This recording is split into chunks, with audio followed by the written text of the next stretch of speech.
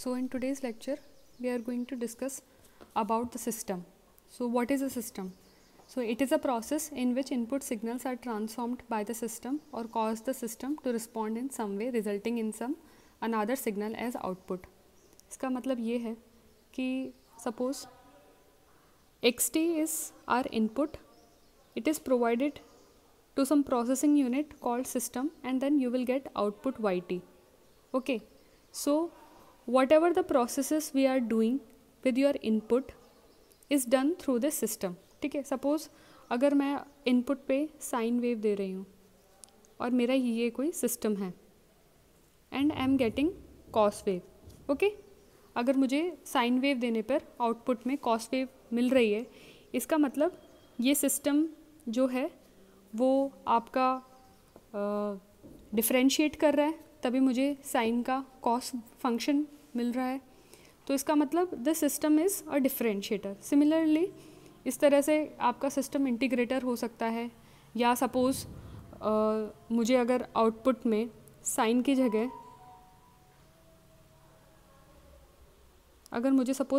Minus sign मिल रहा है, इसका मतलब क्या है कि my system is adding minus two the input पे माइनस साइन ऐड कर रहा है. तो इस तरह से my system can do some process with the input and give the required output. Okay, so basically a system is represented as a transformant, T as a mapping, where Y is generally represented as your output and X is generally represented as your input. ठीक है, तो जब भी हम system की बात करेंगे तो it is in the form of Y and X. ठीक है, अगर मैं इस Y के साथ इफ़ YT लगा रही हूँ तो then it is a function of time and this time t is continuous. If I am adding yn, इसका मतलब this n is again this output is a function of time where n is your discrete time. Okay, तो इस तरह से आपके system को represent किया जाता है. So we have basically 7 types of system. First one is continuous time and discrete time systems, and then dynamic and memoryless system, causal and non-causal system, linear systems, time invariant and time varying systems, stable and non-stable systems, and at last invertible or non-invertible systems. So we are going to look at each of these systems. Okay, so continuous and discrete time system. So हमने ये पढ़ा हुआ है कि अगर मेरा input and output signal जो है it is in continuous time तो वो कंटिन्यूस सिस्टम होगा, और अगर डिस्क्रीट टाइम है तो वो डिस्क्रीट टाइम सिस्टम हो जाएगा. This is very well known. Okay, next हम चलते हैं memory and memory less system. ठीक है, और जिसको हम स्टैटिक और डायनेमिक सिस्टम्स भी बोल सकते हैं. If a system has memory, ठीक है, मतलब वो कोई पास्ट या प्रेजेंट वैल्यू पे डिपेंड कर रहा है, इसका मतलब उसमें मेमोरी है कुछ, तो वो मेमोरी विद मेमोरी या डायनेमिक सिस्टम्स होंगे. But if it is depending only on your present state, अब present and past state किस तरह से defined है यहाँ पर. okay, so yt is r xt. इसका एक एग्जाम्पल भी ले सकते हैं हम, r is some resistor. तो क्या है, जनरली किस तरह से क्वेश्चंस आपको पूछे जाते हैं कि they will give you some system, जो कि सिस्टम की इक्वेशन हमेशा जैसे मैंने बताया yt और xt के टर्म्स में होगी या yn और xn के टर्म्स में होंगे. इस तरह से आपको कोई इक्वेशन दे रखा होगा and then you have to tell कि कौन सा सिस्टम का टाइप है ये. तो इसके लिए it is very important to look upon this T time. ठीक है, जो वेरिएबल है यहाँ पे टी वेरिएबल है उसकी तरफ आपको देखना है. तो इस एग्जांपल को हम लेते हैं. Since yt is r some function r register is your system and it is xt, तो ये दोनों प्रेजेंट स्टेट पे डिपेंड कर रहे हैं आपके. ठीक है, क्योंकि ये भी टाइम पे है, ये भी टाइम पे है, it is at same time, तो it is at your present state, means it is your memory less system. Okay, moving on to the next is memory less system. Means अगर कोई ना कोई पास्ट वैल्यू पे depend कर रहा है, मतलब उसके पास कोई ना कोई मेमोरी है, तो आपका वो मेमोरी लेस, वो आपका विद मेमोरी सिस्टम हो जाएगा. Okay, like the way here. Okay, you can see at this example this yn is equivalent to x n-1, मतलब वो n-1 मतलब वो कोई पास्ट वैल्यू है, उस पर डिपेंड कर रहा है. Your yn is your output is depending on some past value of your input. Okay, so this way you can say it has some memory. Okay, similarly you have causal and non-causal systems. Okay, so these are important. What the definition says is the output of a causal system at the present time input depends only on the present/past values, not on future. You have to be cautious about it कि जो causal systems है वो present और past पे depend करेंगे, future पे depend नहीं करेंगे. ठीक है, तो you can see example yt, output yt is equivalent to x t plus 1. अब t plus 1 आ गया means advance, anticipation कर रहे हो आप, कुछ भविष्यवाणी कर रहे हो. your system is telling something about future, so this will become your non-causal system. एक और एग्जाम्पल देखते हैं. yt equals to x t minus 2. t minus 2 means some past value it is saying. It is a common notion कि अगर minus है means past है, अगर plus है मीन्स इट इज़ फ्यूचर. तो आप इससे भी ये चीज़ ध्यान रख सकते हैं. ठीक है, so this is t minus 2, that means this is your past. So again it is a causal and yt equals to xt, दोनों में t इज़ कॉमन हियर. तो this is a present signal and this is a causal. Okay, yn equals to xn. क्या ये causal system होगा, ये non causal होगा? अगर हाँ कि ना, so you have to think this for this system. You think about it and write your answer in the comment section. Okay, and there is one line, all memoryless system. Okay, all memoryless systems are causal. All memoryless systems are causal but not vice versa. तो जैसे मैंने आपको definition explain करी है memoryless system की, causal system की, just justify this statement. क्या ये सही है, क्या ये गलत है? Okay, next is your linear systems. Okay, next is your linear systems. So कोई सिस्टम लीनियर है उसको बताने के दो तरीके से हम उसको बता सकते हैं कि अगर वो दो प्रॉपर्टीज़ फॉलो करते हैं तो वो सिस्टम आपके लीनियर सिस्टम्स है. First one is your additivity. Okay, और जिसको हम सुपरपोजिशन भी बोलते हैं. ठीक है, एडिटिविटी या इसको हम बोलते हैं superposition. So superposition says x1 plus x2 पे अगर आपका इनपुट है and you are applying it to the system, then you will get the output in the form of y1 plus y2. ठीक है, और होमोजेनिटी दूसरा प्रिंसिपल है, वो बोलता है कि if I am multiplying, you are applying the same alpha in some constant to the input and you are applying that input to the system, you should get the same factor of alpha at your output. ठीक है, वो same constant आपको output पे भी मिलना चाहिए.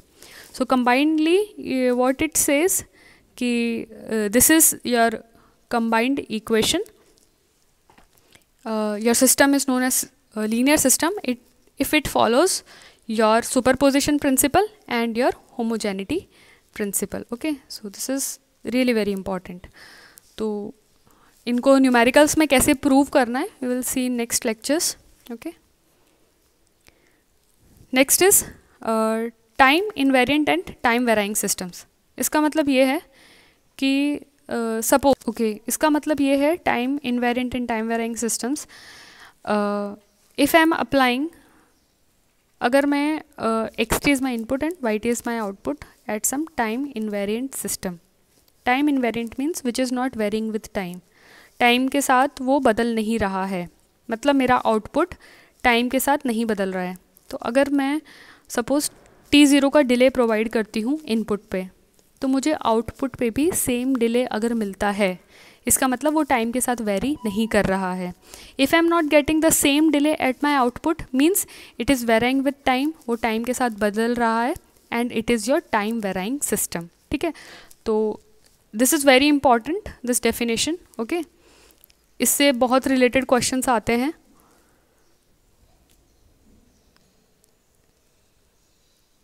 Okay, what the definition says, the response of a system of a considered input remains same irrespective of the time of application of input. It is called as time invariant systems. Okay, it is known as time invariant systems. For such systems, a delay in the input leads to the same delay in the response. For the input, xt minus t0 should be yt minus t0. Okay,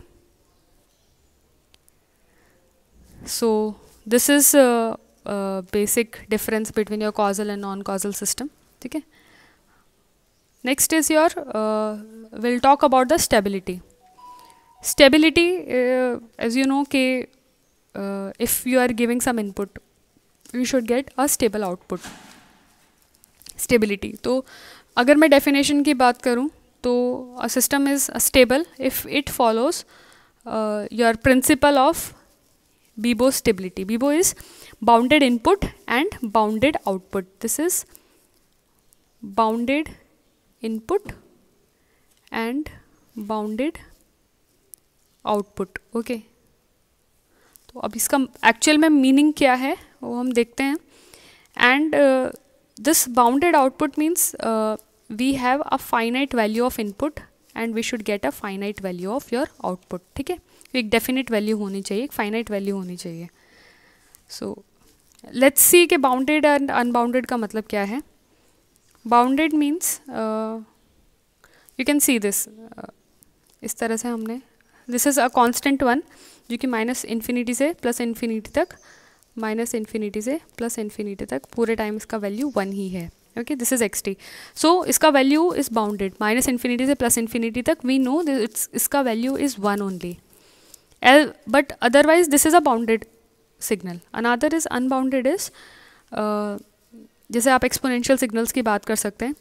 it is increasing, वो increase होते होते वो infinity तक जा रहा है. ठीक है, इनफाइनाइट पे हमें उसका वैल्यू पता नहीं है. मतलब अगर मैं ई रेज टू इनफाइनाइट करूँ तो उसका वैल्यू इन्फिनिटी आता है. ठीक है, कोई एक डेफिनेट वैल्यू नहीं है.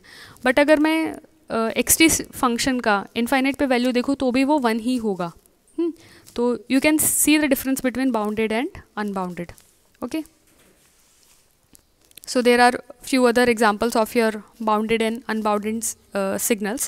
Okay, next is your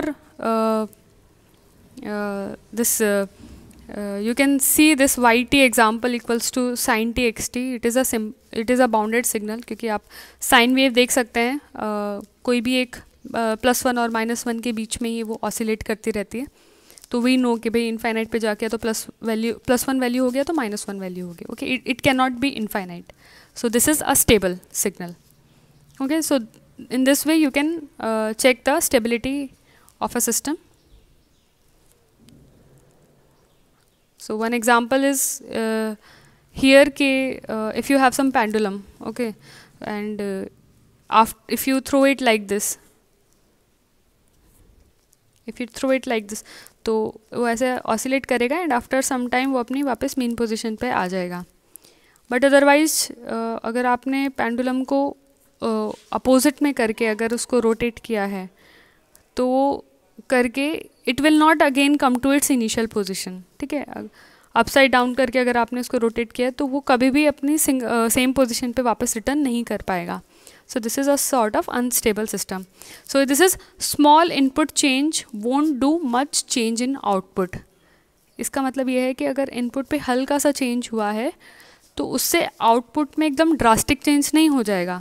ये डेफिनेशन होती है आपकी स्टेबल सिस्टम्स की. Okay, next is invertible and non invertible systems. Okay, so जिस सिस्टम का भी इन्वर्स प्रेजेंट होता है, इन्वर्स होता है, ठीक है, एग्जिस्ट करता है जिसका इन्वर्स, उसको हम इन्वर्टिबल सिस्टम्स कहते हैं. फॉर एग्जांपल, जैसे एक मैंने एग्जांपल लिया कि suppose one of my system is it is doing square of your input. तो एक्स टी हमने इनपुट किया, उसका स्क्वायर हुआ x square T, and again उसका मैंने स्क्वायर रूट लिया. तो स्क्वायर रूट लेने पे मुझे क्या मिल रहा है, अगर एक्स स्क्वायर टी का स्क्वायर रूट मैं लेती हूँ तो I will get plus minus x T. तो xt जो था एंड देन फाइनली जो मुझे यहाँ पे मिला signal, it is not same, okay, it should be same. अगर ये सेम होते हैं, as you can see here, ये signal xt signal and xt signal, these two signals are same. अगर ये दोनों सिग्नल सेम होते हैं तो we can say this is invertible system. अगर ये सेम नहीं होते हैं तो this is non invertible system. Another is कि अगर मैं कॉस फंक्शन है यहाँ पे और उसका कॉस इन्वर्स लेती हूँ अनादर, तो देन आई कैन से कि this is again it will be a non invertible systems.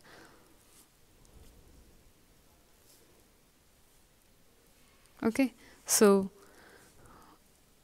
More than one input giving the same output. Okay, तो वो भी नहीं होना चाहिए, डेफिनेट होना चाहिए. इसका एग्जांपल है, अगर आप फर्स्ट डिफरेंशिएटर लगा रहे हो और उसके बाद आप इंटीग्रेटर लगा रहे हो, तो then you can say that system is your invertible system. या first you are doing integration and then you are doing differentiation, then also it is invertible. So if non-zero input generates a zero response, that is no output for input is applicable. So there are other few definitions also for invertible and non-invertible systems. Okay, so these are basically the types of your system. And इनसे related questions इस तरह के आते हैं कि some equation will be given to you and then you have to tell which type of system it is. Okay.